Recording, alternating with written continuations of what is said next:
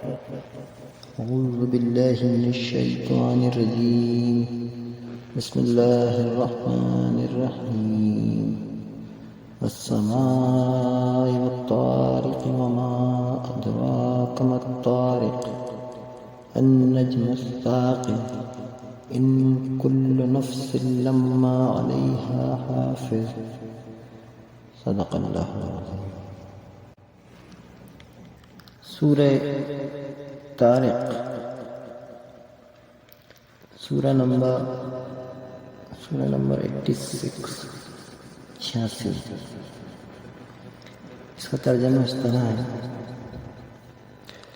اللہ کے نام سے جو بے انتہا مہربان اور رحم فرمانے والا ہے.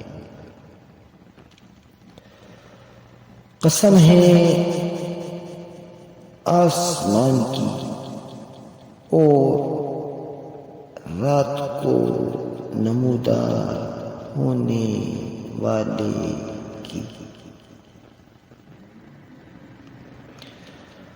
اور تم کیا جانو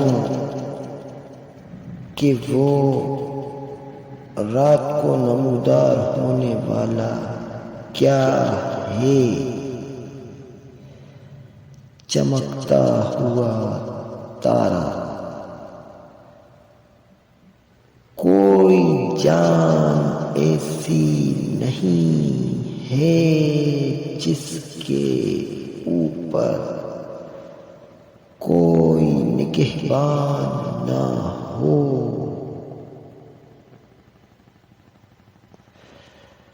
پھر ذرا انسان یہی دیکھ لے کہ وہ کس چیز سے پیدا کیا گیا ہے. ایک اچھلنے والے پانی سے پیدا کیا گیا ہے جو پیٹھ اور سینے کی ہڈیوں کے درمیان سے نکلتا ہے. یقیناً وہ خالق اسے دوبارہ پیدا کرنے پر قادر ہے.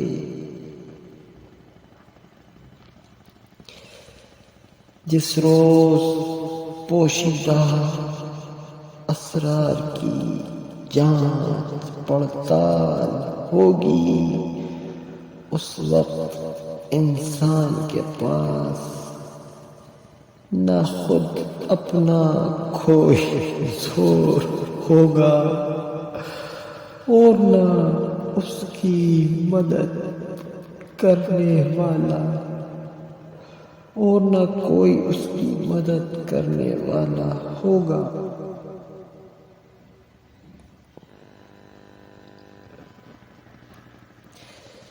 قسم ہے بارش برسانے والے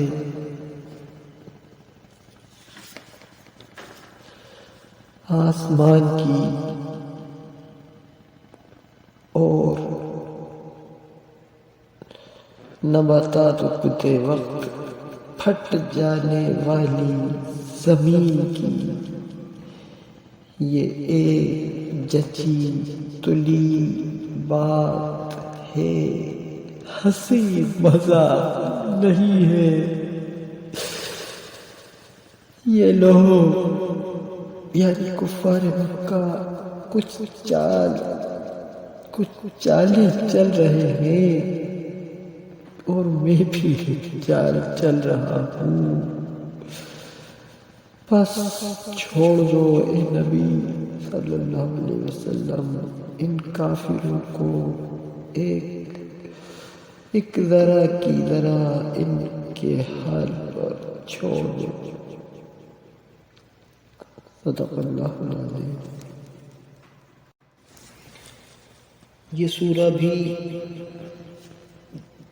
جو اسی صورتوں کا ساتھ ہے، انہی صورتوں کا ایک تسلسل ہے جس کے اندر انسان کو اس کی اس حقیقت کو بتایا جا رہا ہے کہ انسان تجھے مرنے کے بعد پیدا کیا جانا ہے اور تیری زندگی کا حساب کتاب ہونے والا ہے، اور اس دنیا کی زندگی ایک امتحان گاہ ہے جس کا جب حساب ہوگا تو وہ وہاں پر نتیجہ سامنے آئے گا۔ لہٰذا اپنے اعمال اور اپنی نیتوں کو درست کرو، انسان درست کرے اور خدا سے ڈر کر اپنی زندگی کو اس دنیا میں جیے کہ آخرت میں وہ کامیاب ہو۔ وہی مضامین اللہ تعالیٰ بار بار دہراتا ہے، الگ الگ انداز سے انسان کو سمجھاتا ہے کہ انسان پلٹ اپنے رب کی طرف، اور اس دن کا خوف کر جب تیرا حساب کتاب ہوگا۔ دنیا کی زندگی وقتی ہے، ختم ہو جائے گی۔ یہاں کے جو مزے ہیں وہ بھی وقتی ہیں، یہاں کی جو تکلیفیں ہیں وہ بھی وقتی ہیں۔ لہذا انسان اپنی نگاہ آخرت پہ جما لے اور اپنی زندگی کو آخرت میں کامیاب ہونے کے لیے جو بھی اعمال ہوں جو اللہ کے ہاں نیک ٹھہرائے جائے اس حساب سے ڈھالے۔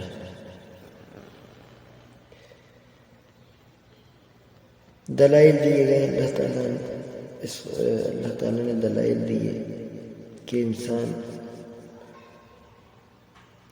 کا حساب کتاب ہونے والا ہے،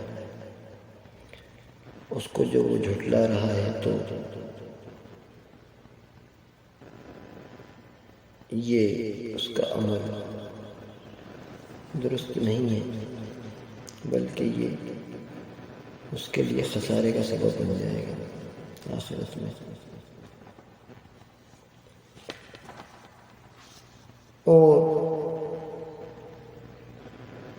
ساتھ ہی دنیا میں بھی اس کو ایک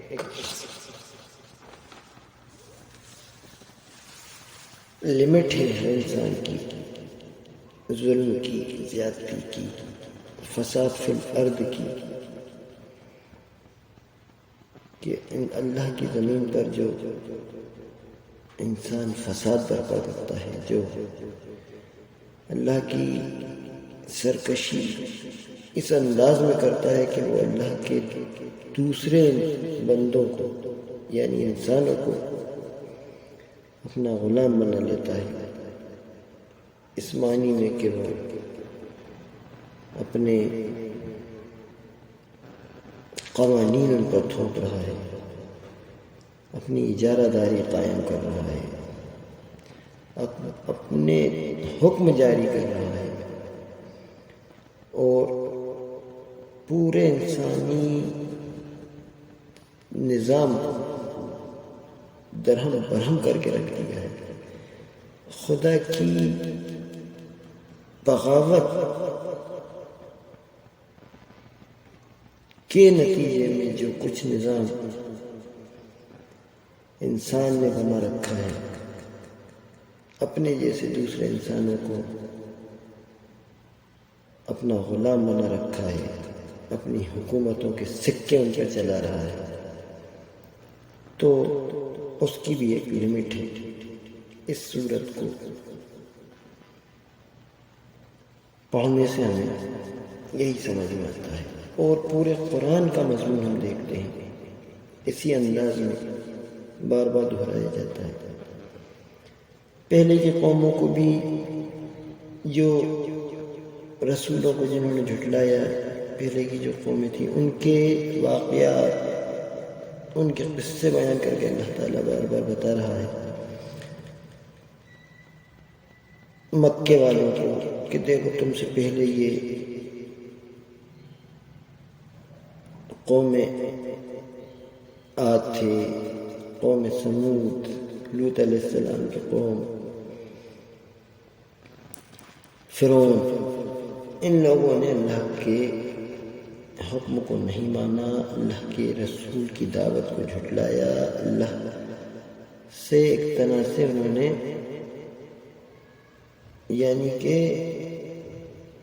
ہٹ دھرمی اس حد تک ہو گئی کہ وہ اللہ کی باتوں کو جھٹلانے لگے، رسول کو جھٹلایا، اللہ کی بات کو جھٹلایا، یعنی مخلوق ہو کر خالق سے الجھ گئے۔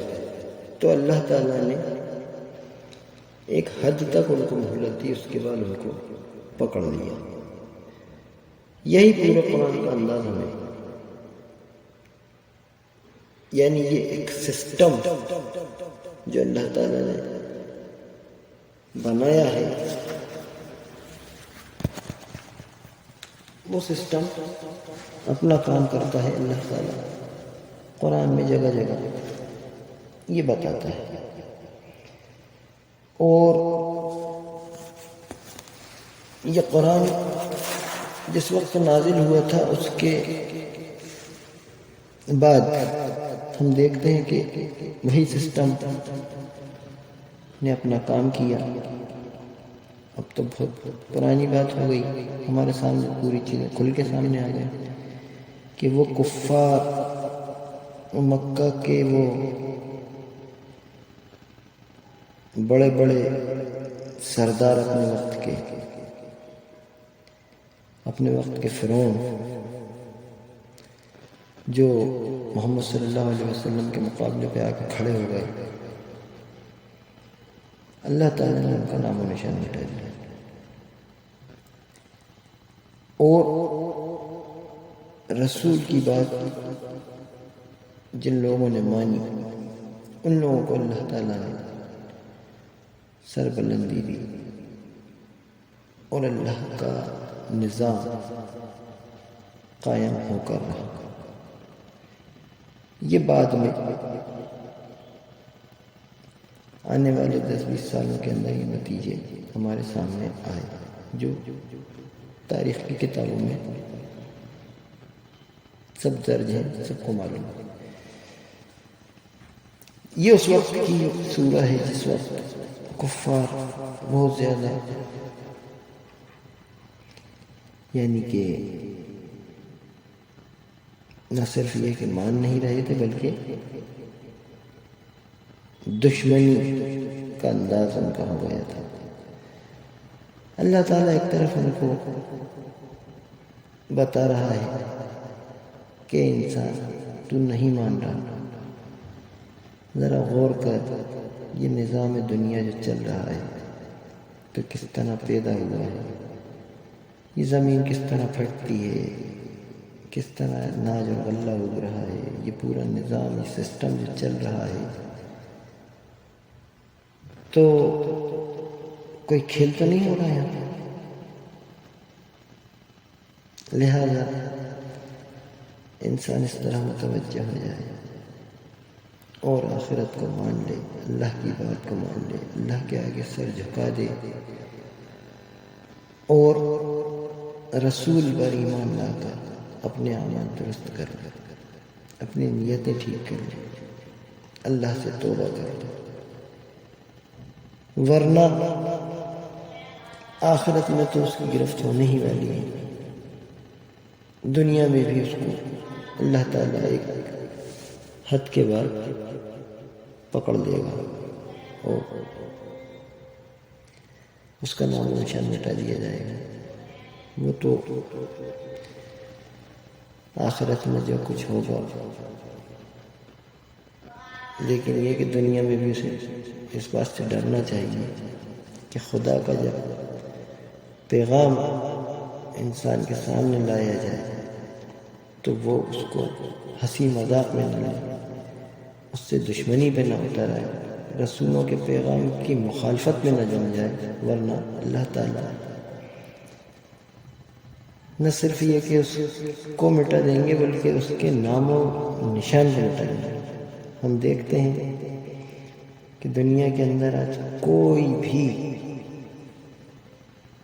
ایسا نہیں ملتا جو فخر سے کہے کہ سامنے فرعون کی اولاد میں سے ہوں، یا کوئی یہ کہے کہ سامنے ابو جہل کی اولاد میں سے ہوں، یا اور بھی جو دشمنان اسلام رہے، رسولوں کے جو دشمن ہو گئے، ان کا نام لیوا تک کوئی نہیں ہے آج۔ اور آخرت کی وجہ سے انسان کو ڈرنا چاہیے، اس بات کا انسان کو کسی طرح یقین آ جائے، اللہ تعالیٰ بار بار اس طرح متوجہ کر رہا ہے۔ ہم دیکھتے ہیں کہ انسان کو آخرت پر یقین آ جائے، اس کی دلیلیں جو اللہ تعالیٰ انسان کے سامنے رکھتا ہے اتنی زبردست اور سٹیک کہ انسان اس کو جھٹلا کیسے سکتا ہے کہ آخرت کو جھٹلا دے۔ جیسے اس کے اندر اللہ تعالیٰ نے کہا کہ بارش برسانے والے آسمان کی قسم،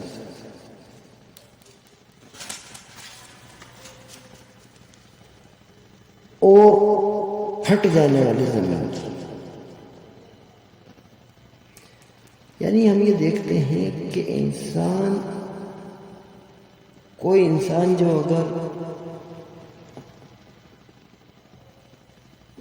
مثلا 60 سال زندہ رہا، یا 70 سال زندہ رہا، یا 80 سال زندہ رہا، تو اس نے اپنی زندگی کے اندر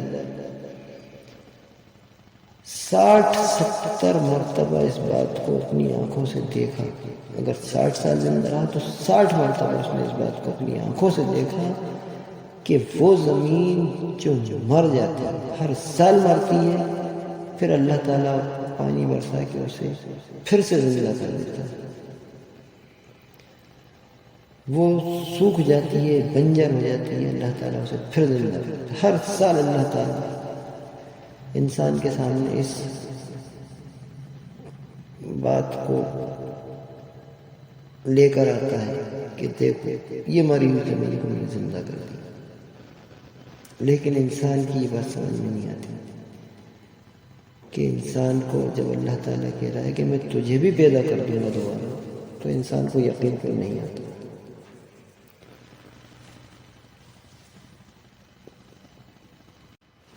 سورت یہاں سے شروع ہوتی ہے، قسم ہے آسمان کی اور رات کو نمودار ہونے والے کی، اور تم کیا جانو کہ وہ رات کو نمودار ہونے والا کیا ہے۔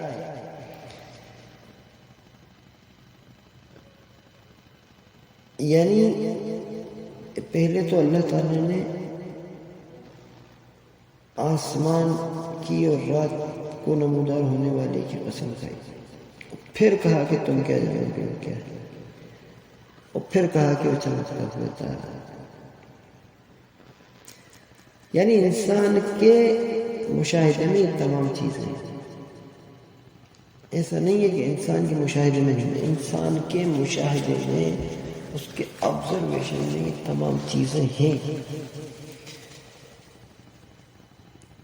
اور یہ ایک نظام ہے، ایک سسٹم ہے، ایک جمع ہوا پورا، کہنا چاہیے ایک مشین ہے جو اپنا کام کر رہی ہے،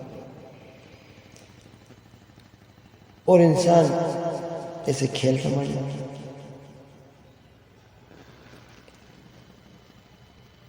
تو یہ جو نظام ہے، یہ آسمان، یہ رات، یہ دن، یہ تارے، یہ چمکتے ہوئے تارے، چاند، سورج، یہ پورا نظام جمع ہوا، سیٹ اپ، ہر چیز اپنی جگہ اپنی کام کر رہی ہے، اور انسان کو اس کے اندر پیدا کر کے اس کے لیے تمام ضروریات زندگی اس کے لیے فراہم کی گئی ہیں، اس نظام کے اندر اسے پیدا کیا گیا ہے۔ تو کیا یہ اس لیے کہ انسان اس کے اندر زنزانہ تو ہے۔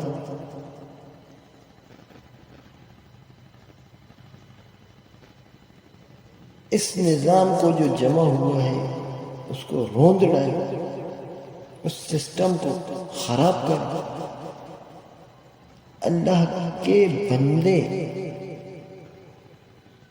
جو دوسرے انسان ان کو اپنا غلام بنا لے، ظلم پہ اتارا، زیادتی پر اتارا۔ اگر اسے یہاں پر پیدا کیا گیا ہے اور اسے اختیار کی قوتیں دی گئی ہیں، اختیارات دیے گئے ہیں، اسے قوت دی گئی ہے، آزادی دی گئی ہے، فری ول دی گئی ہے، تو اس کا یہ مطلب نہیں ہے کہ وہ چھٹا چھوڑا جائے۔ اس نظام کے اندر جو کچھ ہے وہ آسمان بڑی بڑی چیزوں کی قسم کھا گئی کہ یہ نظام، یہ سسٹم، اس کے اندر یہ چند چیزیں قسم ہے آسمان کی اور رات کو نمودار ہونے والے کی، اور تم کیا جانو کہ وہ رات کو نمودار ہونے والا کیا ہے؟ چمکتا ہوا تارا۔ فرمایا یہ جو پورا سسٹم ہے اس کے اندر انسان تجھے جب پیدا کیا گیا ہے تو تجھے طاقت دی گئی ہے، تو کیا ہو رہا ہے تیرے ساتھ؟ ان کل نفس لما علیہا حافظ، کوئی جان ایسی نہیں ہے جس کے اوپر کوئی نگہبان نہ ہو۔ کوئی جان ایسی نہیں ہے جس کے اوپر کوئی نگہبان نہ ہو۔ اے انسان، تو سمجھ رہا ہے کہ تو بغاوتوں پہ اترا ہوا ہے، تو انسان کو اپنے جیسے دوسرے انسانوں کو حقیر سمجھ کر، اپنے کو تھوڑا بڑا سمجھ کر، اللہ کی بغاوت کر کے زمین میں دھندلاتا پھر رہا ہے، لوگوں کے حقوق مار رہا ہے، چوری چکاری کر رہا ہے، اپنے جیسے انسانوں کو اپنا غلام بنا رہا ہے، اور خدا کے حکم کو نہیں مان رہا، خدا کے آگے نہیں جھک رہا، بلکہ خدا کے احکام کے خلاف کر رہا ہے، تو فرمایا کوئی جان ایسی نہیں ہے جس کے اوپر کوئی نگہبان نہ ہو۔ یہ نہ سمجھ اے انسان کہ تیرے اوپر کوئی نگہبان نہیں، تیرے پیچھے لگے ہوئے ہیں، پوری تیرے اوپر نگاہ رکھی جا رہی ہے، کہاں جا رہا ہے، کیا کر رہا ہے، کیا سوچ رہا ہے، کیا پلاننگ کر رہا ہے، کیا سازشیں کر رہا ہے۔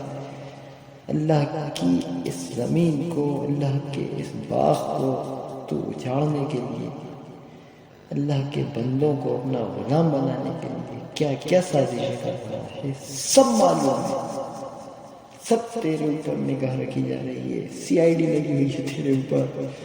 تو سمجھ رہا ہے کہ تو آزاد ہے، تو اکیلا بیٹھا ہے، تنہا بیٹھا ہے، سازشیں کر رہا ہے، فون لگا رہا ہے، تو سمجھ رہا ہے کہ یہ سازشیں کر کے اور تو بچ نکلے گا، تو ایسا نہیں ہے، تیرے اوپر نگہبان ہے، کوئی جان ایسی نہیں ہے جس کے اوپر کوئی نگہبان نہ ہو۔ پھر ذرا انسان یہی دیکھ لے کہ وہ کس چیز سے پیدا کیا گیا ہے۔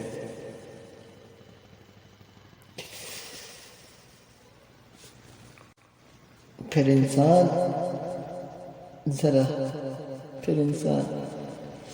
ذرا انسان یہی دیکھ لے کہ وہ کس چیز سے پیدا کیا گیا ہے۔ انسان سمجھ رہا ہے کہ بس میں ہوں تو کچھ ہوں۔ اللہ تعالیٰ کہہ رہا ہے کہ دیکھ تو ذرا اپنی اوقات پہ دیکھ انسان کس چیز سے پیدا کیا گیا، اپنی پیدائش کو بھول گئے، آج دندناتا پھر رہا ہے میری زمین پر، میرے سسٹم کو بگاڑنے کے لیے۔ یہ جو پورا نظام ہے، یہ آسمان، یہ زمین، اس کا مالک نے، اس کا خالق نے، اس کے اندر میں نے تجھے پیدا کر دیا، تو کیا سمجھ رہا ہے؟ دیکھ کر یہ کیسے پیدا کیا گیا، کیا سمجھ رہا ہے؟ کتنی یہاں پہ تو عیاشی کرے گا، کتنی بغاوتیں کرے گا، کہاں تک تو جائے گا؟ ہم دیکھ رہے ہیں، تیرے اوپر نگہبان بیٹھا رکھے، میری زمین، میرا پورا نظام، میں اس کا مالک، میں اس کا خالق۔ تجھے کائے سے پیدا کیا دیکھتا نہیں ہے کیسے پیدا ہوا، بغاوت پہ اترا ہوا۔ ذرا غور تو کر، پھر ذرا انسان یہی دیکھ لے کہ وہ کس چیز سے پیدا کیا گیا ہے۔ ایک اچھلنے والے پانی سے پیدا کیا گیا ہے، جو پیٹھ اور سینے کی ہڈیوں کے درمیان سے نکلتا ہے۔ یقیناً وہ خالق اسے دوبارہ پیدا کرنے پر قادر ہے۔ جس روز پوشیدہ اسرار کی جانچ پڑتال ہوگی، اس وقت انسان کے پاس نہ خود اپنا کوئی زور ہوگا اور نہ کوئی اس کی مدد کرنے والا ہوگا۔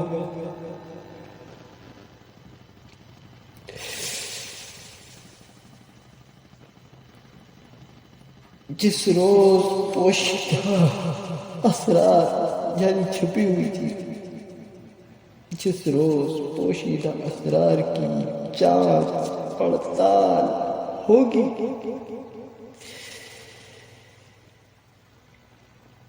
اس وقت انسان کے پاس نہ خود اپنا کوئی زور ہوگا، اس وقت انسان کے پاس نہ خود اپنا کوئی زور ہوگا، نہ خود اپنا کوئی زور ہوگا اور نہ کوئی اس کی مدد کرنے والا ہوگا۔ فما لہ من قوت ولا ناصر۔ انسان غور نہیں کر رہا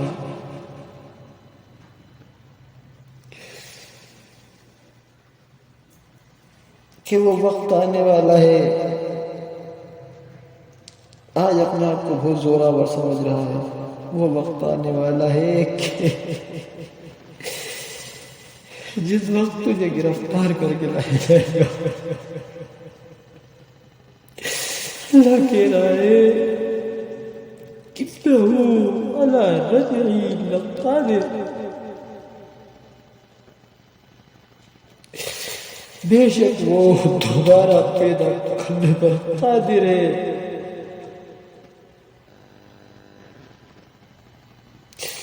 اور جب پیدا کر کے دوبارہ لایا جائے گا، اس حال میں ہوگا انسان کہ کوئی زور نہیں ہوگا۔ آج اپنے آپ کو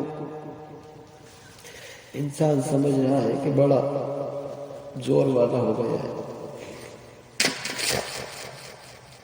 اللہ ہی نے دیا جو کچھ، اسی سامان کو لے کر، اللہ کی انہی نعمتوں کو لے کر اللہ سے بغاوت، تو وہ دن آنے والا ہے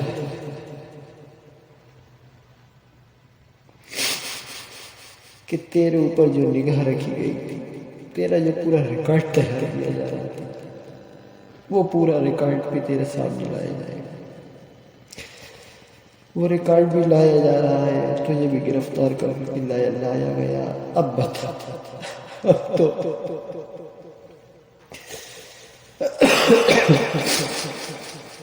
جواب دینے کا دن آیا، اللہ کی عدالت لگ گئی۔ پوشیدہ اسرار کی بھی جانچ ہو رہی ہے، صرف ظاہری نہیں بلکہ پوشیدہ اسرار کی بھی جانچ ہو رہی ہے۔ کیا بھیانک منظر ہے!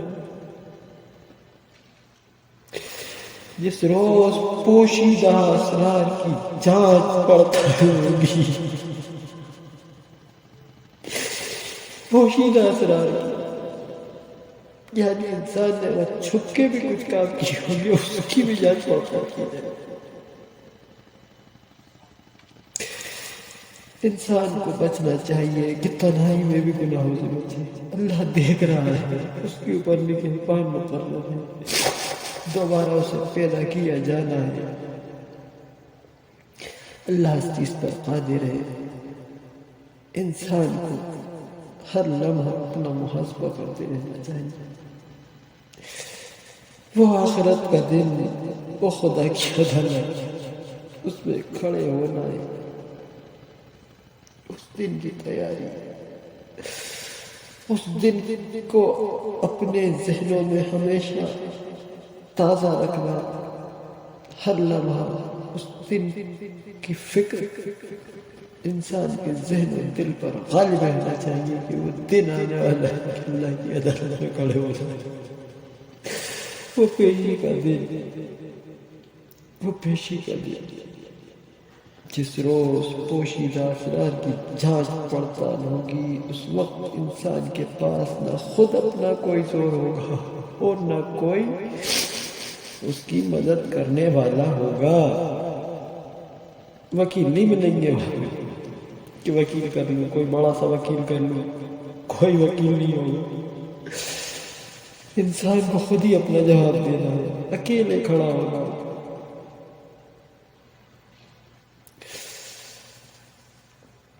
انسان کو سوچنا چاہیے، دنیا کی عدالت میں جب انسان کھڑا ہوتا ہے تو اس کی کیا حالت ہوتی ہے،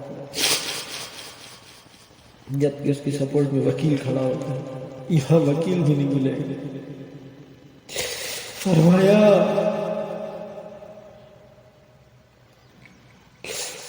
کوئی اس کی مدد کرنے والا نہیں ہوگا، کوئی مدد کو نہیں آئے گا۔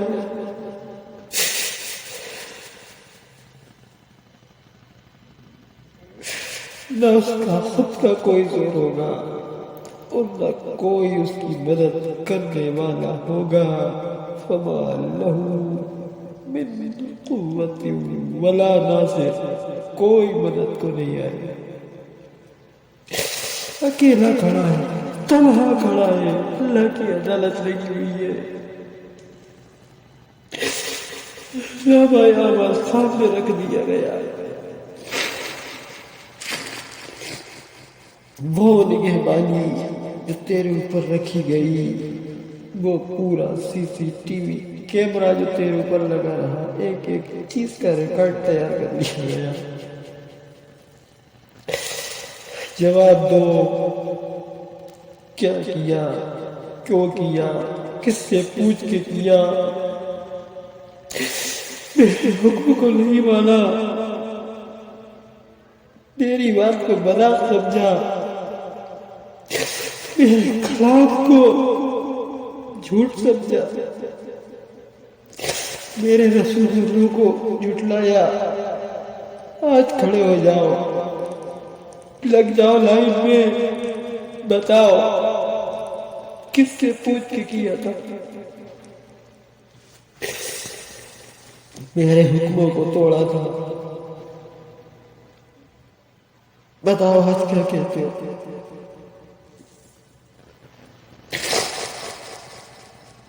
جس روز پوشیدہ اسرار کی جانچ پڑتال ہوگی، اس وقت انسان کے پاس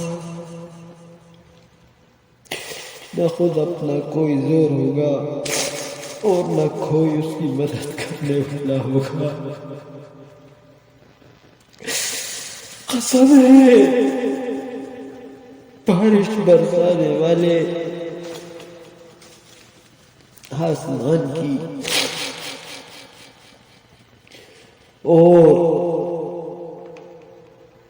پھٹ جانے والے پھٹ جانے والی زمین کی یہ ایک جچی تلی بات ہے، ہنسی مذاق نہیں ہے۔ انه لقول فصل وما هو بالهزل، ہنسی مذاق نہیں ہے کہ ایک جچی تلی بات ہے، ہنسی مذاق نہیں ہے۔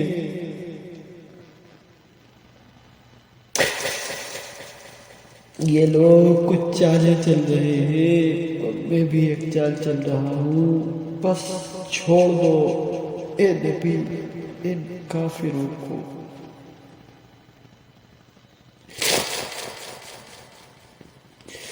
ایک ذرا کی ذرا ان کے حال پر چھوڑ دو۔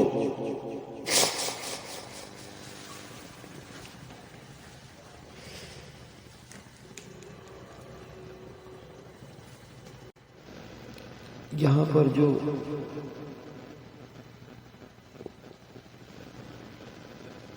کہا گیا ہے انہو لقول فصل، یعنی یہ ایک جچی تلی بات ہے۔ اس کے جو اور دوسری تراجم ہیں اس کے اندر ہم دیکھتے ہیں ایک ترجمہ یہ ہے یہ قطعی اور فیصلہ کن بات ہے۔ ایک ترجمہ یہ ہے یہ دو ٹوک ہے، یہ بات دو ٹوک ہے۔ ایک یہ ہے کہ ایک بات قطعی ہے، یہ کلام حق و باطل سے جدا کرنے والا ہے۔ پھر ایک ترجمہ یہ ہے ایک فیصلہ کر دینے والا کلام، یعنی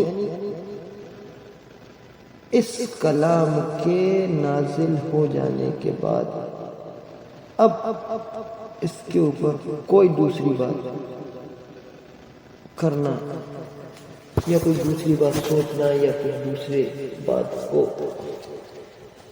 سامنے رکھ کر انسانی فلسفے کے فیصلے سامنے لانا، وہ سب غلط ہے، فضول ہے۔ انسان کی حقیقت، انسان کا فلسفہ انسانی جو کچھ ہے وہ یہ ہے جو قرآن نے بیان کر دیا، یعنی یہ کہ انسان کو نطفے سے پیدا کیا گیا، اللہ تعالیٰ نے اسے پیدا کیا، اس کی ماں کے پیٹ میں اس کو بنایا، عقل اور دل اور تمام اعضاء درست کیے، تمام صلاحیتیں اسے دی اور اس کو دنیا میں بھیجا، اور اس دنیا میں جو کچھ وہ کرے گا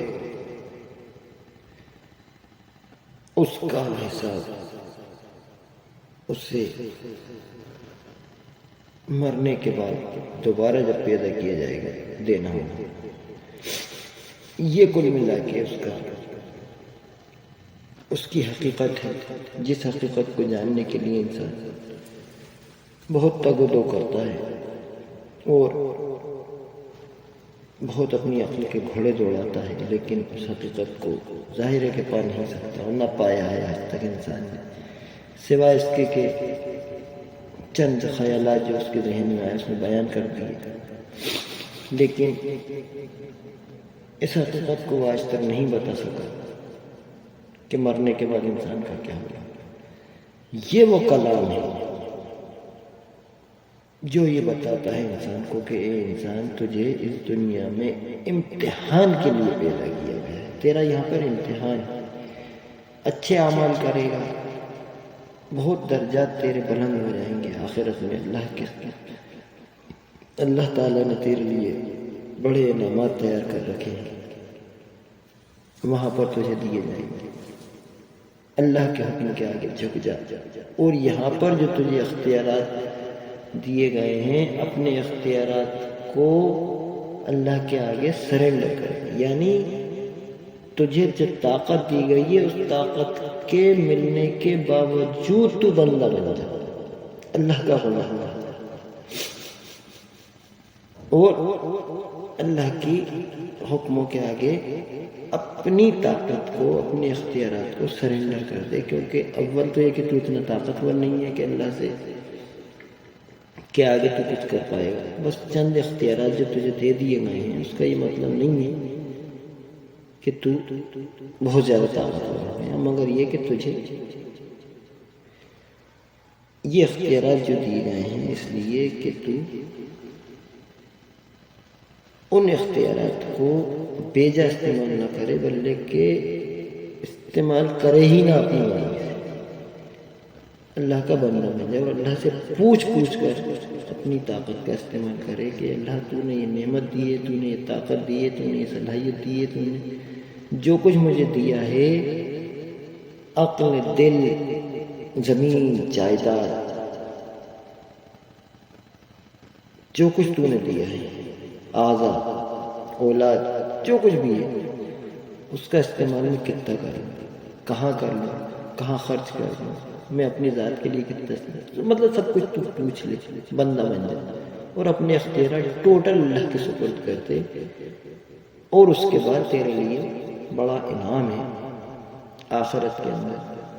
جب تجھے دوبارہ پیدا کر کے اٹھایا جائے گا، اسی زمین سے تجھے نکالا جائے گا، بالکل ایک حقیقت جیسی آج ہے ویسی حقیقت تیرے سامنے آنے والی ہے. اور اس کے بعد اگر تو یہاں بندہ بن کے رہے گا تو بندہ تو ویسے بھی ہے، بغاوت کرے گا تو پکڑ لیا جائے گا، جہنم میں پھینک دیا جائے گا، عذاب کو بھوگنا تجھے پڑے گا. لہذا یہ کہ بندہ تو ویسے بھی ہے، مگر یہ کہ تجھے جو چند روزہ زندگی، چند سالہ زندگی جو تجھے ملی ہے، اس کے اندر بھی تو بندہ بن جائے اور اپنے اختیارات اللہ کو سونپ دے.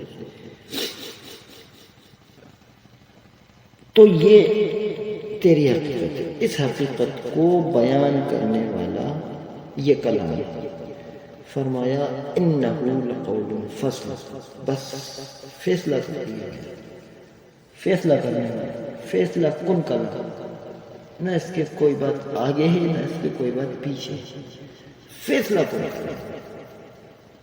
اور فیصلہ کن اس معنی میں ہے کہ اس کے بعد اگر کوئی دوسری بات اگر کوئی انسان کر رہا ہے تو وہ پھر اس کو مذاق سمجھنا، یہ مذاق نہیں. اسی لیے فرمایا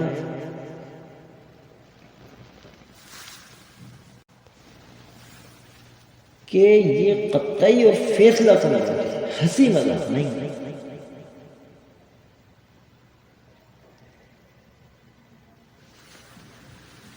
اور پھر انسان کا جو رویہ ہے، انسان اس کے باوجود اگر اس کو درست نہیں کرتا تو پھر اللہ تعالیٰ دنیا میں بھی اس کی پکڑ کر لے گا. ایک ظلم کی ایک حد ہے، ایک لمٹ ہے. اللہ تعالیٰ جتنی مہلت دے رہا ہے صرف اس لیے دے رہا ہے کہ انسان اپنی اختیارات کو غلط طریقے سے استعمال کر کے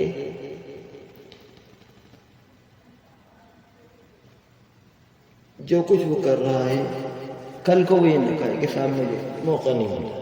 اللہ تعالیٰ کہہ رہا ہے کہ موقع تجھے پورا ہے، لیکن اس کی بھی اللہ تعالیٰ نے ایک لمٹ رکھی ہے. لمٹ رکھی ہے کہ جب انسان سدھرنے کو ہی بالکل تیار نہیں ہے، ماننے کو ہی تیار نہیں ہے اور ظلم پر اتر اس انداز کی بغاوت کے خدا کے رسولوں سے جو الجھ گئے، خدا کے کلام کو جھٹلا دیا، اس کے سامنے آ کے کھڑا ہو گیا اللہ کی بات کو غلط ثابت کرنے کے لیے اللہ کے فرما بردار بندوں کے سامنے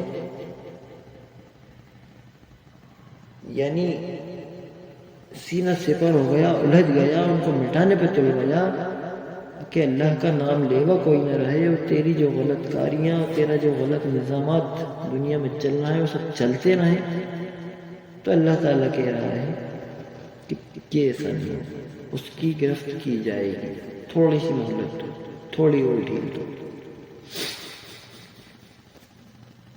تو یہ فلسفہ انسانی ہے جس کو قرآن بیان کرتا ہے، اور یہی حقیقت ہے، بس اس کے علاوہ کوئی حقیقت نہیں۔ اس کے علاوہ جتنی باتیں ہیں وہ ہنسی اور مذاق، دل لگی ہے، ذہنی کشتی ہے، فالتو کی فضول باتیں کہ انسان اگر کچھ اور سوچ بھی رہا ہے کہ ایسا نہیں ایسا ہو جائے گا تو غلط سوچ رہا ہے، کیونکہ دلائل جو اللہ تعالیٰ نے دیے اور جو کچھ انسان کے مشاہدے میں ہے، اللہ تعالیٰ اسے دکھا دکھا کے بتا رہا ہے کہ دیکھو یہ اور یہ اور یہ سب کچھ ہو رہا ہے، یہ پورا نظام چل رہا ہے، یہ سسٹم چل رہا ہے، سسٹم کو بنانے والے ہم ہیں اور ہم تمہیں دوبارہ پیدا کریں گے، بس یہ فیصلہ کن کا نام ہے۔ لہٰذا یہ کہ انسان اپنے نیتوں کو ٹھیک کرے اور اپنے اعمال درست کرے، ورنہ جانچ پڑتال تو جب ہوگی تو چھپی ہوئی چیزوں کی بھی ہوگی۔ ہو سکتا ہے انسان کی نیتوں کی بھی جانچ ہو، کیا نیت تھی اس کی بھی جانچ ہو جائے، دل میں کیا تیرے خیالات آئے تھے اس کی بھی جانچ ہو جائے۔ تو جانچ تو سب کی ہوگی، لیکن یہ کہ انسان اپنی اگر نیت درست کر لیتا ہے تو اعمال بھی درست ہو جاتے ہیں۔ لہٰذا یہ کہ انسان اللہ کے اس کلام کو پر ایمان لائے، مان لے کہ اللہ کا کلام ہے، اور اپنی پوری ول کو، اپنی یعنی پورے اختیارات کو جو اس کو قوت ملی گئی ہے اس کو سونپ دے کہ یہ حاضر ہے اللہ تعالیٰ، یہ حاضر، تو نے یہ طاقت دی تھی تیری ہی دی ہوئی ہے، یہ حاضر، میں سرنڈر۔ تو اللہ تعالیٰ انسان کے اوپر رحم کرنے والا ہے۔ جگہ جگہ قرآن میں اللہ نے کہا کہ اللہ رحیم ہے، اور انسان کو اللہ تعالیٰ پکار رہا ہے، الگ الگ انداز میں سمجھا رہا ہے کہ انسان پلٹ اور اللہ کے آگے توبہ کر لے، اپنے آپ کو سرنڈر کر، اللہ سے بغاوت مت لے۔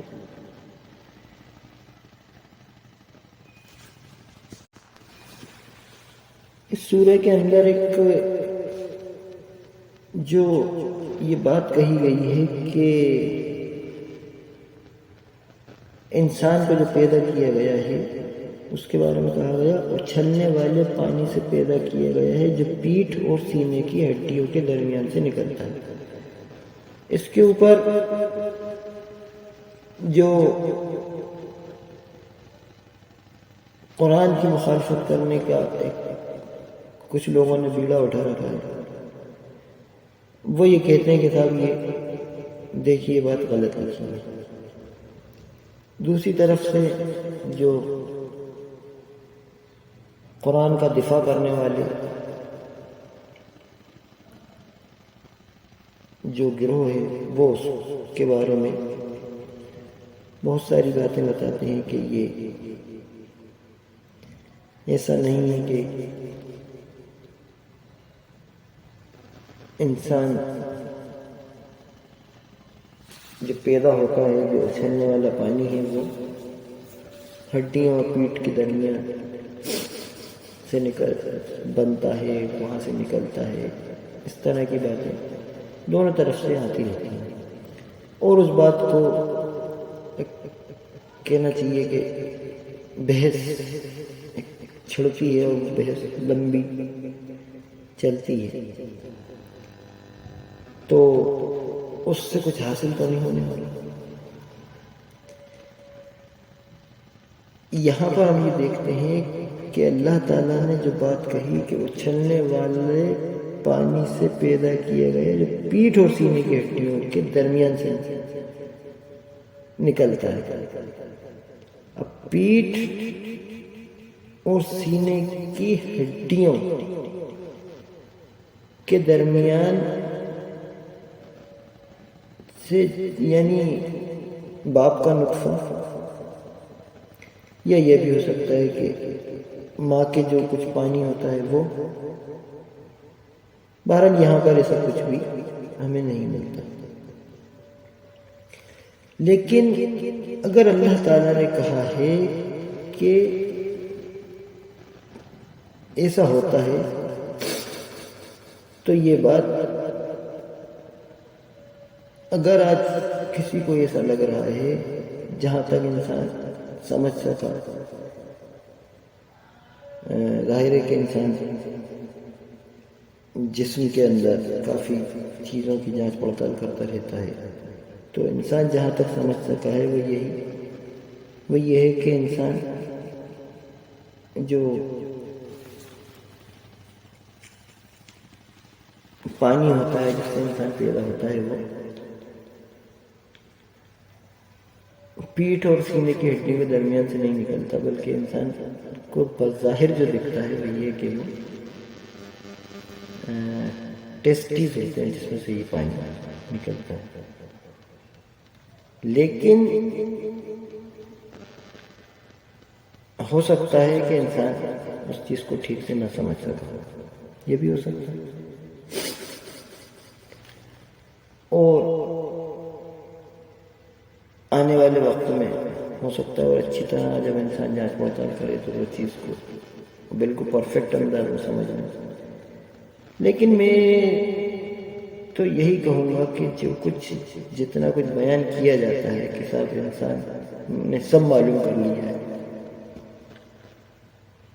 اتنا کچھ معلوم کیا نہیں ہے. اصل میں حقیقت تو یہ ہے جتنا معلوم کیا ہے وہ 10% بھی نہیں ہے جتنا بتایا جاتا ہے اس کا، کہ آج میڈیکل سائنس نے یوں ترقی کر لی ہے، یوں ترقی کر لی ہے اور سب معلوم ہے. حقیقت یہ ہے کہ کچھ بھی نہیں معلوم، صرف دھندے ہیں اور دھوکے ہیں. بہت ساری چیزیں جہاں تک انسان کی پہنچ ہی نہیں، لیکن کہاں دعوے یہ کیے جا رہے ہیں کہ صاحب ہمیں یہ بھی معلوم ہو گیا، وہ بھی معلوم ہو گیا، ہر چیز کے بارے میں صاحب معلوم ہو گیا. نیند کیوں آتی ہے معلوم ہے، اچھا صاحب سب کچھ معلوم ہو گیا، ہر چیز بتاتے ہیں. آنسو کیوں نکلتے ہیں معلوم ہے، ویری گڈ، ہر چیز معلوم ہو گئی. یعنی گویا کہ یہ دوسرے خدا ہو گئے آج کے زمانے میں.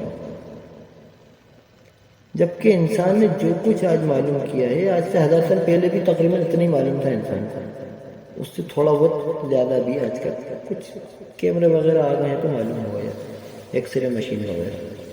باقی ایسا کچھ نہیں ہے جو جتنے دعوے کیے جانا ہے. آج سے 2000 سال پہلے بھی اتنا ہی معلومات تھا جتنا انسان کو آج معلوم ہے.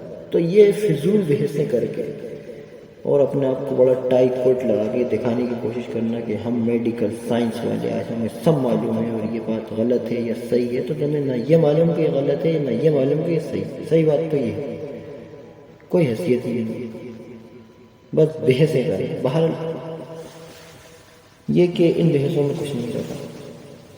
اللہ تعالیٰ نے جو کچھ بیان کیا ہے اس تک انسان کی پہنچ ناممکن ہے. یعنی اس معنی میں کہ بالکل باریکی سے انسان اس چیز کو سمجھنا، اور اگر سمجھے گا بھی تو پھر اس کا نتیجہ وہی ہوگا جو بیان کر دیا گیا کہ وہ پانی، اچھلنے والا پانی پیٹھ اور سینے کی ہڈیوں کے درمیان سے ہی نکلتا ہے. کیسے نکلتا ہے یہ اللہ کو معلوم ہے.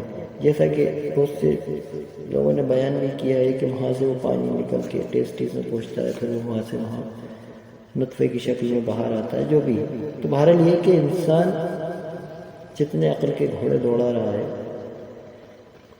وہ اچھی بات ہے، غور و فکر کرنا چاہیے، لیکن حقیقت کو انسان نہیں بدل سکتا، اور جو کچھ اس کے خلاف بیان ہو رہا ہے وہ غلطی ہو رہی ہے، وہ صحیح بیانی ہو ہی نہیں سکتی۔ انسان کو اور جانچ کرنا چاہیے اور یہاں تک پہنچنے کی کوشش کرنا چاہیے جو قرآن میں بیان کیا گیا ہے، کیونکہ حقیقت تو یہی ہے۔ اب اس کے مطلب اور بھی کچھ ہو سکتے ہیں، کچھ اور بھی مطلب ہو سکتا ہے، کوئی ضروری نہیں ہے کہ نطفہ ہی اس کا مطلب ہے۔ کچھ یہاں پہ نطفے کا تو ذکر ہے نہیں،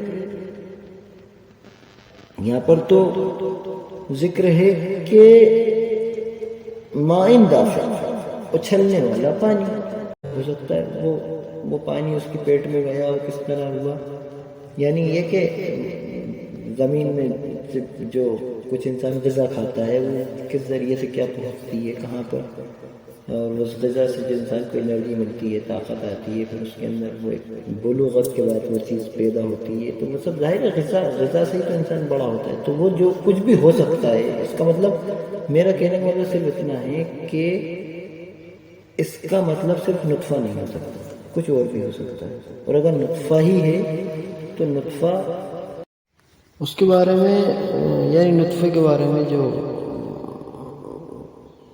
کئی لوگوں نے اس بارے میں بتایا، میڈیکل فیلڈ کے ڈاکٹر وغیرہ نے، کہ یہ اسی طرح سے پانی جو ہے وہاں پر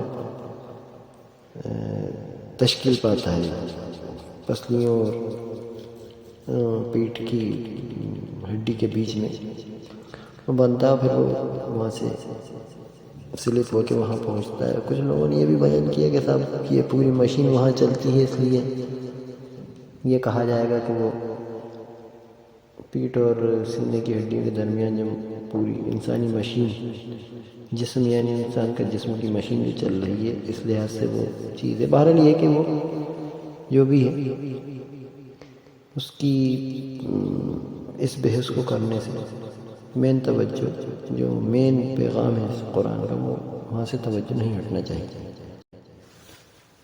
اس بارے میں نے یہ چیز دیکھی کہ کچھ جاہلوں کا تو یہ حال ہے کہ وہ کہہ رہے ہیں کہ صاحب قرآن نے جس وقت یہ بیان کیا کہ یہ اچھلنے والا پانی پیٹ اور پسلیوں کے درمیان سے جو نکلتا ہے، تو اس وقت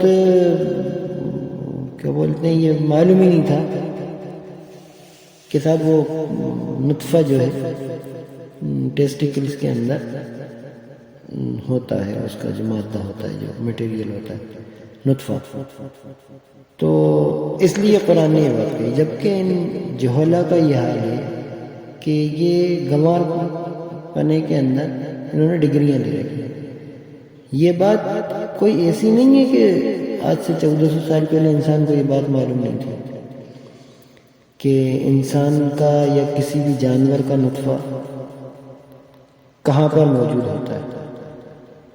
سب کو معلوم ہے، ہزاروں سال سے انسان جانوروں کو خصی کرتا آ رہا ہے، اور یہ بات سب کو معلوم ہے۔ میرے خیال سے تو آدم علیہ السلام کے وقت سے انسان کو یہ بات معلوم ہے کہ نطفہ جو ہے ٹیسٹیکلز کے اندر ہوتا ہے۔ تو یہ کوئی ایسی بات نہیں ہے، لیکن ان جہلا کا یہ حال ہے گنواروں کا کہ وہ یہ سمجھتے ہیں کہ انسان نے ابھی ترقی کری ہے پچھلے 200 سال میں، تو اس لیے ابھی پتہ چلا ہے کہ جو ہے نطفہ ٹیسٹیکلز میں ہوتا ہے۔ بہرحال وہ ان کے گنوار پنے کا تو کچھ علاج ہے نہیں، تو بس مغربی جو ننگا پن ہے اس کے دل دادا ہیں، دماغ ان کے معروف ہو چکے ہیں، وہاں کی ننگی بنگی عورتوں کو دیکھ کے وہ سمجھتے ہیں کہ بس یہی ترقی ہے، کچھ بلڈنگیں، کچھ لائٹیں جو انہوں نے غریب ملکوں کو لوٹ لاٹ کے اپنی میں لگا لی ہیں، ان کو دیکھ کے وہ سمجھتے ہیں کہ صاحب یہ بڑا ترقی یافتہ لوگ ہیں۔ بہرحال جاہلوں کا ٹولہ ہے، جو مغربی تہذیب تو نہیں کہوں گا ان سے، مغربی ننگے پن سے متاثر ہو کر ان کے دل داغا ہوگا۔ ان جاہلوں کا یہ حال ہے کہ وہ یہ سمجھتے ہیں کہ آج سے 1400 سال پہلے کسی کو یہ بات پتہ ہی نہیں تھی کہ کیا بولتے ہیں نطفہ کہاں پر پایا جاتا ہے۔ چونکہ لوگوں کو اس میں انٹرسٹ ہوتا ہے، اور آج کل کے نوجوان خاص طور سے اس قسم کی باتوں میں جو خاص طور سے انگریزی اسکولوں میں پڑھتے ہیں، ان کی دلچسپی زیادہ ہوتی ہے اس قسم کی باتوں کی طرف۔ تو یہ فی ظلال القرآن کے اندر اس آیت کی کچھ تقریباً 1.5 صفحے کی تفصیل کے ساتھ اس کے اندر جو کچھ لکھا ہے میں اس کو یہاں پر پڑھ دیتا ہوں، تاکہ جو لوگ اس کے اندر انٹرسٹ رکھتے ہیں وہ ان کی کچھ نہ کچھ تشفی اس انداز میں ہو جائے جس انداز میں وہ چاہتے ہیں۔ یہاں سے یہ شروع ہو رہا ہے یہ مضمون، یہ اس کی جو تفصیلات جو فی ظلال القرآن میں لکھی ہیں۔ انسان سوچے کہ وہ کس چیز سے پیدا ہوا اور کس مقام تک جا پہنچا۔ وہ اچھلتے پانی سے پیدا ہوا ہے جو پیٹھ اور سینے کی ہڈیوں کے بیچ سے نکلتا ہے۔ جی ہاں، اس نطفے سے پیدا ہوا ہے جو مرد کی پیٹھ یعنی اس کی ریڑھ کی ہڈیوں سے اور عورت کے ترائب یعنی اس کے سینے کی بالائی ہڈیوں سے نکلتا ہے۔ یہ بات کہ مادہ منویہ ان مقامات میں پیدا ہوتا ہے، یہ ایک مخفی راز تھا جسے صرف خدا جانتا تھا۔ یہ بات انسان کے علم میں نہ تھی، یہاں تک کہ جب اس صدی کا نصف ہوا تو یہ حقیقت جدید سائنس کے ذریعے انسان کے علم میں آئی کہ مرد کا مادہ منویہ ریڑھ کی ہڈیوں میں تشکیل پاتا ہے اور عورت کا اس کے سینے کی بالائی ہڈیوں میں۔ پھر وہ ایک قرار مکین میں مل جاتے ہیں اور ان سے انسان کی پیدائش ہوتی ہے۔ انسان کے نقطہ آغاز اور اس کی پیدائش کے مابین کتنی عظیم و طویل مسافت ہے۔ اچھلتے پانی سے جو پیٹھ اور سینے کے بیچ سے نکلتا ہے، انسان کی تخلیق و تشکیل تک، جو صاحب علم و ادراک، دانشور اور انتہائی پیچیدہ عضوی، اعصابی، عقلی اور نفسیاتی ترکیب رکھنے والے جسم کا حامل ہے، کتنا طویل فاصلہ ہے۔ یہ عظیم و ہیبت ناک مسافت جسے یہ اچھلتا ہوا پانی عبور کر کے انسان ناطق میں تبدیل ہو جاتا ہے، اس بات کا ثبوت فراہم کرتی ہے کہ انسان کی ذات سے باہر ایک ہاتھ ہے جو اس سیال شے کو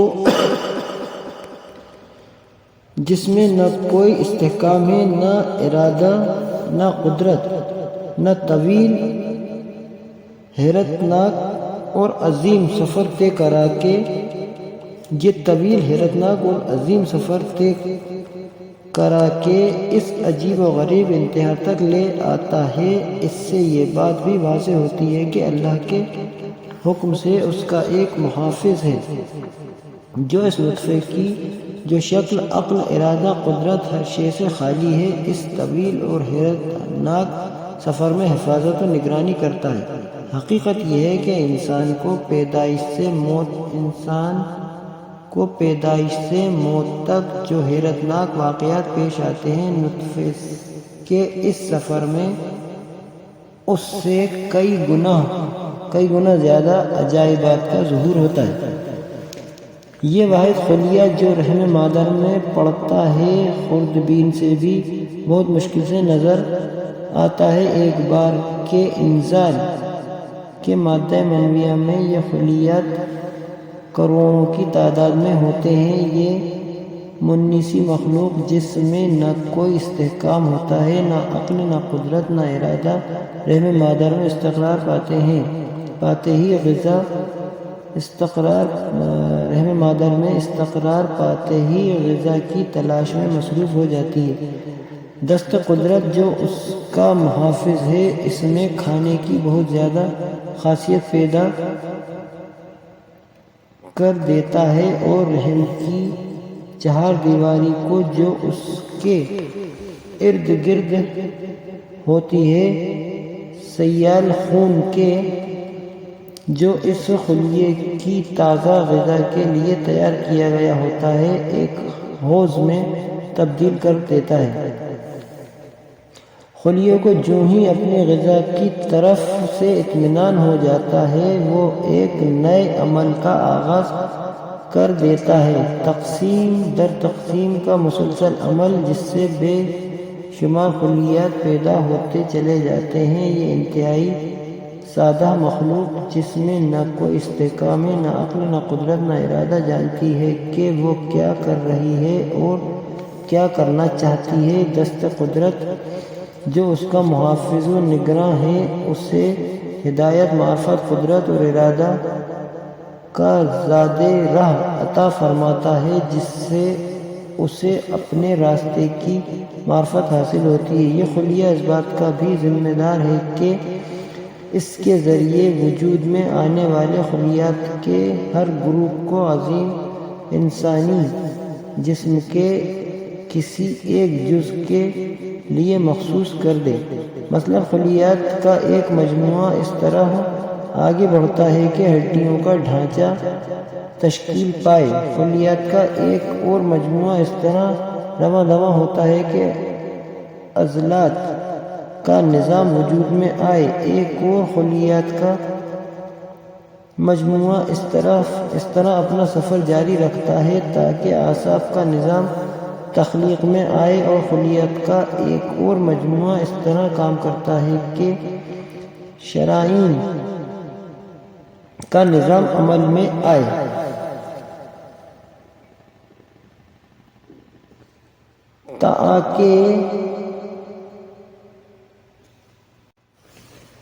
تاکہ انسانی جسم کے سارے ڈھانچے اور اس کے بنیادی اجزاء کی تعمیر ہو جائے۔ لیکن یہ عمل اتنا سادہ نہیں ہے۔ اس عمل میں بہت سی دقیق اور باریک تخصیصات ہیں۔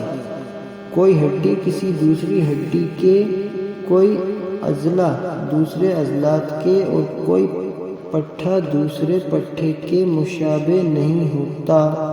یہ ایک ایسے جسم کی تعمیر ہے جس کی صنعت میں بہت زیادہ باریک بینی ہے، جس کی تخلیق حیرت انگیز ہے، اور جسے مختلف نوعیت کے بہت سے کام انجام دینے ہیں۔ خلیات کا ہر مجموعہ جو انسانی جسم کے کسی حصے کی تعمیر میں لگا ہے، جانتا ہے کہ وہ کس طرح مختلف خصوصیات رکھنے والے اعضاء میں بٹ جائے، جن میں سے ہر ایک اس بڑی تعمیر کے کسی ایک مخصوص جزء میں ایک متعین عمل کا ذمہ دار ہوگا۔ ہر چھوٹا سا خلیہ جب سفر شروع کرتا ہے تو جانتا ہے کہ وہ کہاں جا رہا ہے اور اس سے کیا شے مطلوب ہے۔ ان میں سے کوئی اس عظیم بھٹکا دینے والی وادی میں اپنے راستے سے نہیں بھٹکتا۔ مثلا جن خلیات کے ذمے آنکھ بنانے کا کام ہے، وہ اچھی طرح جانتے ہیں کہ آنکھ کو پیٹھ، پیر یا ہاتھ میں نہیں، صرف چہرے میں ہونا چاہیے۔ حالانکہ ان میں سے کسی بھی مقام پر آنکھ بن سکتی ہے۔ اگر پہلا خلیہ جس کے ذمے آنکھ بنانا ہے، ان میں سے کسی بھی مقام پر آنکھ بنانے کا عمل شروع کر دے تو وہاں آنکھ بن سکتی ہے۔ لیکن یہ خلیہ جب وہ اپنا سفر شروع کرتا ہے تو وہ بذات خود اس مخصوص مقام پر پہنچتا ہے جو اس پیچیدہ انسانی جسم میں آنکھ کے لیے متعین ہے۔ کیا خیال ہے تمہارا؟ اس خلیے سے کس نے کہا کہ انسانی جسم اس خاص مقام پر آنکھ کا محتاج ہے، کسی اور مقام پر نہیں؟ بلا شبہ وہ اللہ ہی ہے، وہ اللہ ہی کی ذات ہے، وہی بلند و برتر محافظ ہے، وہی ان خلیات کا محافظ ہے، وہی انہیں اس پرپیچ اور خطرناک وادی میں راستہ دکھاتا ہے جہاں اللہ کے سوا اور کوئی راستہ دکھا بھی نہیں سکتا۔ یہ خلیات فرداً بھی اور اجتماعی طور پر بھی اس فریم ورک کے اندر رہ کر کام کرتے ہیں جو ان کے لیے ان متعین عناصر نے جو ان کے اندر پوشیدہ ہیں متعین کر دیا ہے۔ یہ وراثت کے عناصر ہیں جو ایک مخصوص نوع کی خصوصیات اور بننے والے انسان کے آباء و اجداد کی خصوصیات کی تشکیل و تخلیق کے محافظ ہیں۔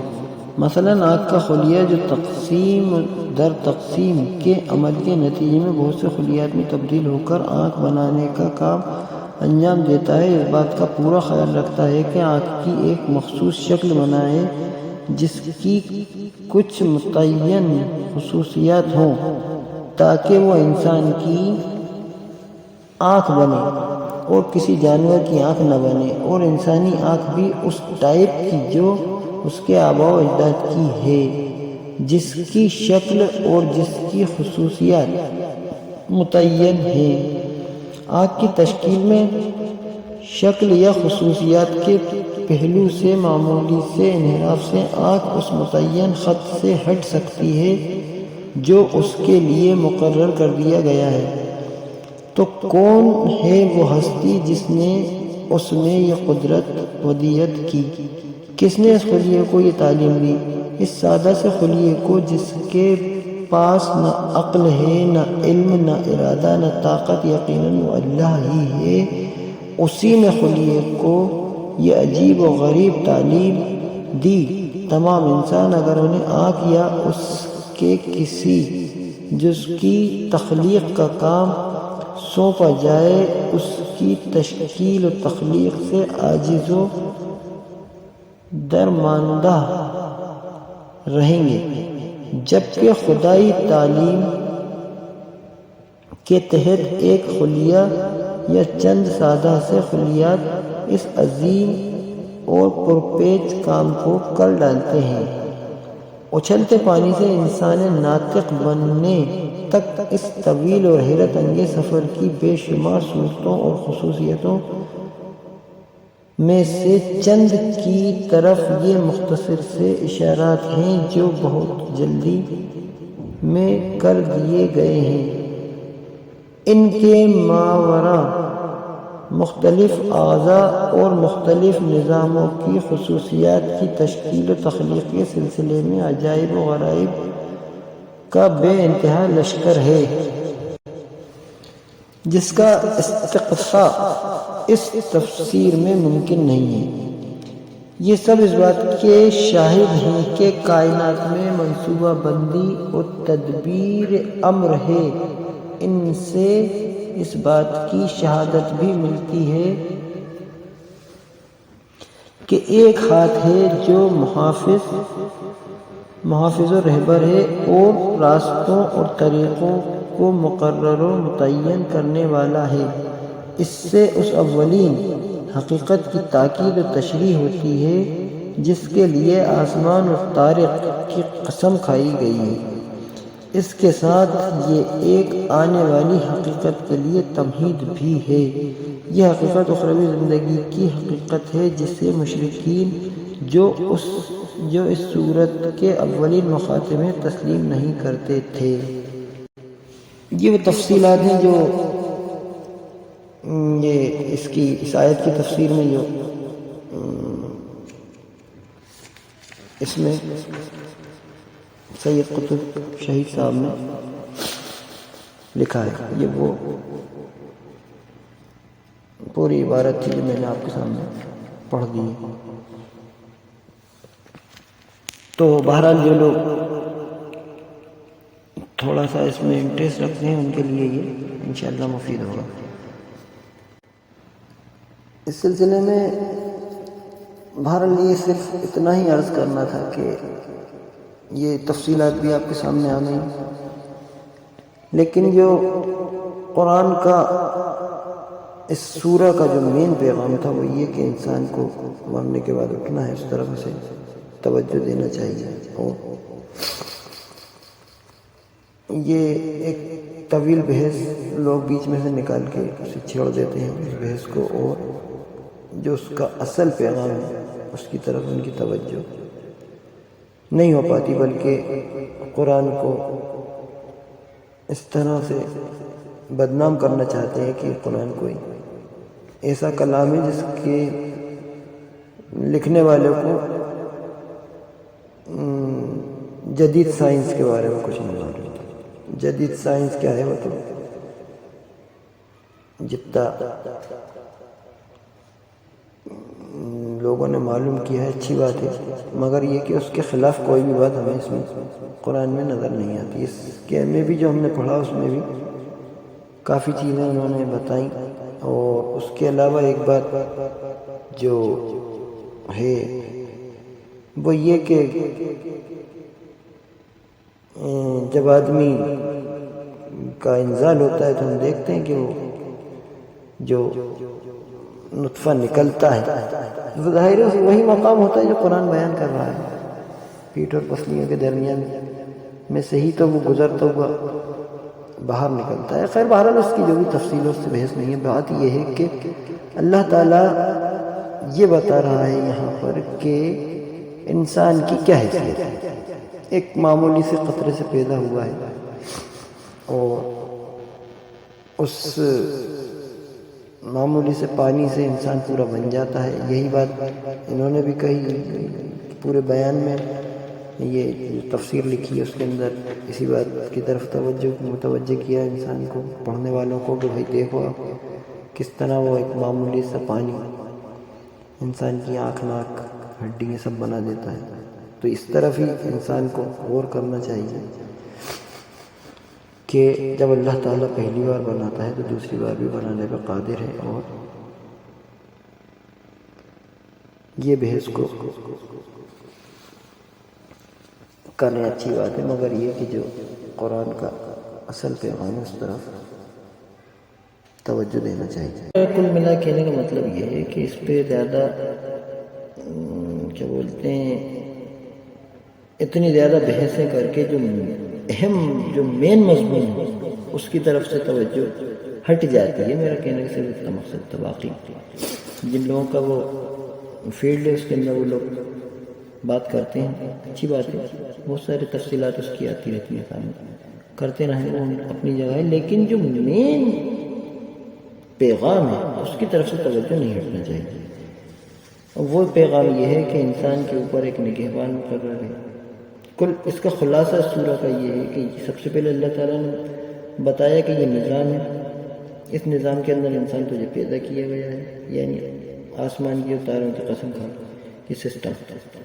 اس کے بعد بتایا کہ تیرے اوپر ایک نگہبان مقرر ہے ہر انسان کے اوپر. پھر انسان کو تب متوجہ کیا کہ انسان اپنی پیدائش پہ غور کرے. کیسے پیدا ہوا؟ کچھ بھی نہیں تھا، اچھلنے والا پانی تھا. تیری حیثیت کیا تھی؟ تجھے انسان بنا کے کھڑا کیا تھی. پھر اس کے بعد بتایا کہ اب تیری جو ہے تجھے جو یہ زندگی ملی تھی اس کی اب جانچ پڑتال ہوگا جب تجھے آخرت میں دوبارہ پیدا کر کے کھڑا کیا جائے گا، اور اس روز تیرا کوئی مددگار نہیں ہوگا. اس طرح انسان کو متوجہ ہونا چاہیے. اور پھر زمین اور آسمان کا جو ایک نظام اللہ نے بنایا ہے کہ آسمان سے پانی برستا ہے اور زمین کو زندہ کرتا ہے اللہ نے ہر سال. وہ زمین پھٹتی ہے اور اس میں سے پودے نکلتے ہیں، نباتات اگتی ہے. ہر سال ایک طرح سے زمین مر جاتی ہے پھر زندہ ہوتی ہے. یہ مثال اللہ تعالیٰ نے جگہ جگہ قرآن میں اور بھی جگہ دی، اور یہاں بھی انسان کو اس طرح متوجہ کیا کہ اللہ تعالیٰ انسان کو بھی اسی طرح مر جانے کے بعد پیدا کر دے گا.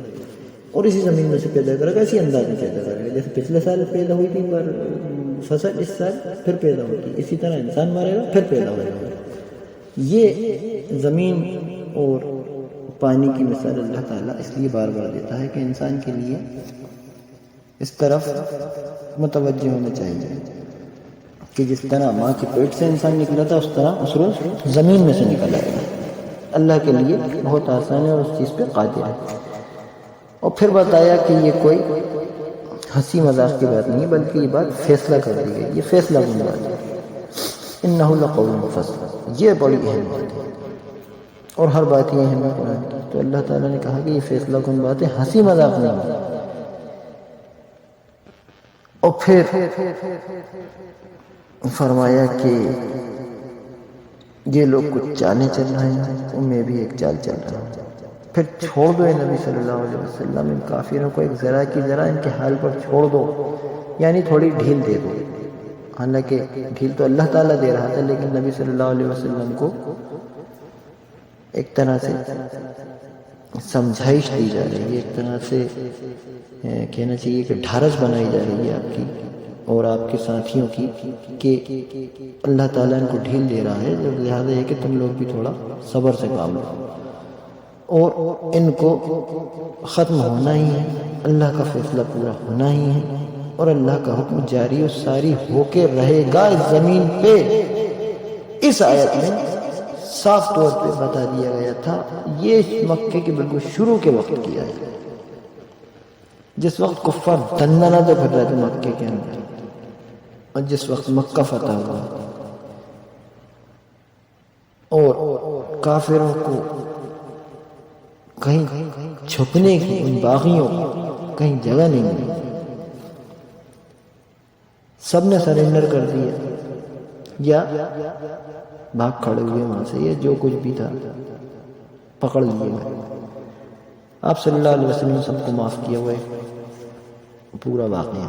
لیکن اللہ تعالیٰ نے یہاں یہ بات کہی تھی کہ ذرا ان کے حال پہ انہیں چھوڑ دو، اے نبی کے ساتھیوں چھوڑ دو، تھوڑا کر لیں ان کو جو کچھ جتنے دندن آ رہا دندن لے لیں. بڑی چالیں چل رہی ہیں نا، چل میں بھی چال چل جائیں. اور یہ نتیجہ ہم دیکھتے ہیں کہ 8 ہجری کے اندر مکہ فتح ہو گیا اور ان کا نام و نشان مٹا دیا گیا. تو کل ملا کے سورت کا مول پیغام جو تھا وہ یہ ہے کہ انسان آخرت پہ یقین کرے، ایمان لائے اور اپنے اختیارات اللہ کو سونپ کر اللہ کا بندہ بن کے رہے. اور اگر بغاوت پہ ہی اترا ہوا ہے تو اس کی ایک لمٹ ہے، اور جو لوگ ایمان لائیں ان کو ثابت قدم رہنا چاہیے، اللہ پہ بھروسہ کرنا چاہیے. اللہ ان کی گرفت کر لے گا، وہ تو گرفت کرے گا ہی. ایک حد ہے، ایک لمٹ ہے ظلم کی، زیادتی کی، پھر اس کے بعد اللہ تعالیٰ گرفت کرتا ہے، اور ایسی گرفت کرتا ہے کہ ان کا نام و نشان مٹا دیتا ہے. جیسا کہ سورہ کوثر میں بھی فرمایا کہ تمہارا دشمنی جڑ کٹا، اسی طرح یہی اشارے یہاں پر بھی ہیں. اس کا ترجمہ ایک بار پورا ہم پڑھ لیتے ہیں. بسم اللہ الرحمن الرحیم. قسم ہے آسمان کی اور رات کو نمودار، قسم ہے آسمان کی اور رات کو نمودار ہونے والے کی، اور تم کیا جانو کہ وہ رات کو نمودار ہونے والا کیا ہے. چمکتا ہوا تارا، کوئی جان ایسی نہیں ہے جس کے اوپر کوئی نگہبان نہ ہو. پھر ذرا انسان یہی دیکھ لے کہ وہ کس چیز سے پیدا کیا گیا ہے. اچھلنے والے پانی سے پیدا کیا گیا ہے جو پیٹھ اور سینے کی ہڈیوں کے درمیان سے نکلتا ہے. یقیناً خالق اسے دوبارہ پیدا کرنے پر قادر ہے. جس روز پوشیدہ اسرار کی جانچ پڑتال ہوگی، اس وقت انسان کے پاس نہ خود اپنا کوئی زور ہوگا اور نہ کوئی اس کی مدد کرنے والا ہوگا. قسم ہے بارش برسانے والے آسمان کی اور نباتات اگتے وقت پھٹ جانے والی زمین کی. یہ ایک جچی کلی بات ہے، ہنسی مذاق نہیں ہے. یہ لوگ یعنی کفار مکہ کچھ چالیں چل رہے ہیں اور میں بھی ایک چال چل رہا ہوں. پس چھوڑ دو اے نبی صلی اللہ علیہ وسلم ان کافروں کو، ایک ذرا کی ذرا ان کے حال پر چھوڑ دو. صدق اللہ العظیم.